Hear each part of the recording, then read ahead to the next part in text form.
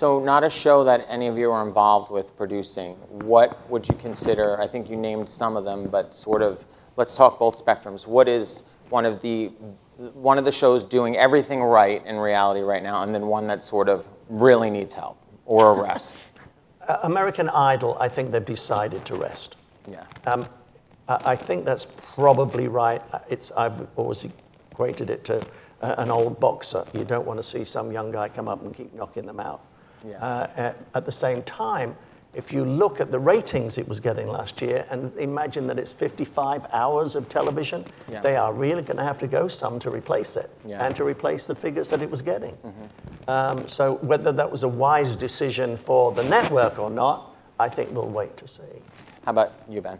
I love the moves that premium cable continues to make, and I think competing with the streaming services is very exciting. Something like The Jinx was really interesting to me, and working with smart filmmakers around interesting genres, you know, having serial pop at the same time that The Jinx went on air was really interesting, yeah, and how they really bet on it, and they sold it like a scripted drama, and that was fascinating. And I love the sports docs. Showtime has one on Notre Dame football. HBO's The Hard Knocks franchise. And I think those are fantastic kind of docu-led into the worlds.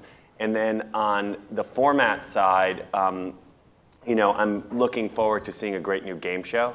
Yeah. Like, I think we're working on a couple, and I think there's room for a really captivating game show. And I'm looking forward to who cracks the code and millionaires it up again, you know, and brings something fresh. And then the other part, which you mentioned just a little bit on Rising Star, having failed at, and I think it hurt the $1 million or million-second quiz on NBC also, was the competition or perceived competition between Comcast, NBC Universal, and Facebook, or between ABC and Twitter. The kind of unwillingness for the traditional media players to really bring in the partners who are driving that social conversation, because all Rising Star needed was not to create an app, but to use a little app called Facebook. You know, or on the million, you know, to get those things done. And I think when we have a killer collaboration amongst the players themselves, principal to principal. One of the hits of summer was Family Feud, Celebrity Family Feud. Yeah. It is a perfect game show. It is one of probably And Robot Wars came back, whatever it's called here. It was fabulous. And American Ninja Warrior is doing very well. Yeah, and Bear Grylls and Food Fighters and MasterChef. I mean, it's dumb. And Got Talent. And I mean, I'm enjoying a lot of television in general, and I think that's the thing. I mean, people now, this generation, this is television. It's not divided in scripted or unscripted or doc or this. Exactly. It's entertainment and it's television, and I think the more we look at it that way instead of segregating it like we are, the better off we'll all be ultimately. And I think also some of the creative energy and you know, people coming together and figuring this all out together will certainly help our industry. I'm watching, you know, Shark Tank. It's great. I've watched it struggle and then watched it, and I'm a loyal fan of that show. I watched The Chef's Table on Netflix. Terrific. Again, probably considered more of a documentary. But like you said, I mean, what's the difference between that and a Bourdain and all of that?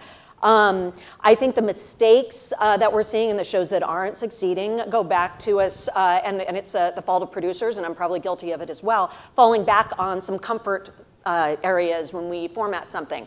The competition shows that are more of that traditional thing we've seen now for over a decade of the two competitions, the reality, the elimination. Oh yeah, we always have to fill that up with two competitions and then, you know, and then the elimination. That's tried and tired, and I think the audience is seeing that, and it's too expected. Same thing happens in the reality docudrama format as well. There's a lot of that, oh, there's gonna be a big fight, and then the music will be just so, and then we'll go out this way, and you can see where now the editing is being finessed to bring it up 10,000 notches, you know, and that's something that I think the audience is smelling now that's getting old. So the more that we're able to refresh that and look at things differently and not feel like we have to rely on those old standby tricks, the better the quality of our product will be. Indeed.